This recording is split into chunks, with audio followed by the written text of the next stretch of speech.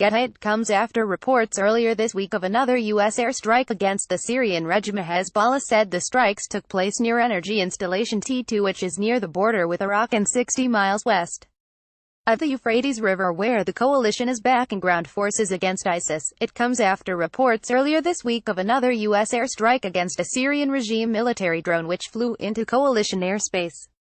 Middle East expert Danny Maki said, U.S. attack on two Syrian army positions T2 base in East Syria has been confirmed. Second attack in a week by U.S. The area where U.S. hit two Syrian Arab army bases is near the last ISIS pocket in desert, so clearly a frontline area. ISIS were close to taking T2 base recently as well. Washington, D.C. correspondent for The National, Joyce Karam, said, two Assad military targets were attacked in East Syria per regime media by U.S. coalition, first attacks of such kind if true since airstrikes on Assad in April, though different context. It is not clear at this time whether there are any injuries following the attack.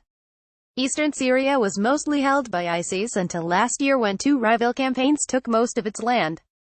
The U.S. launched a strike on April 14. One was led by the Syrian army and backed by Russia, Iran and Hezbollah, and the other by Kurdish and Arab militias backed by the U.S. coalition.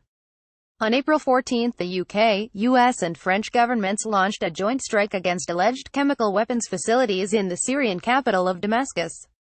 It followed an alleged chemical attack which killed up to 75 people, including many children, in the town of Douma on April 7. Syria, backed by its main ally Russia, has repeatedly denied any involvement and said the bombing was a violation of international law. Eastern Syria was mostly held by ISIS until last year when two rival campaigns took most of its land. Prime Minister Theresa May said the action was focused on degrading and deterring the operational capability and the willingness of the Syrian regime to continue to use chemical weapons. The US and Russia have been in communication throughout the 7-year Syrian civil war to avoid confrontation between the two rival campaigns in the area.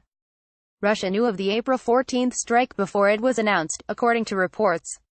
It is not clear if Russia knew of the recent strike.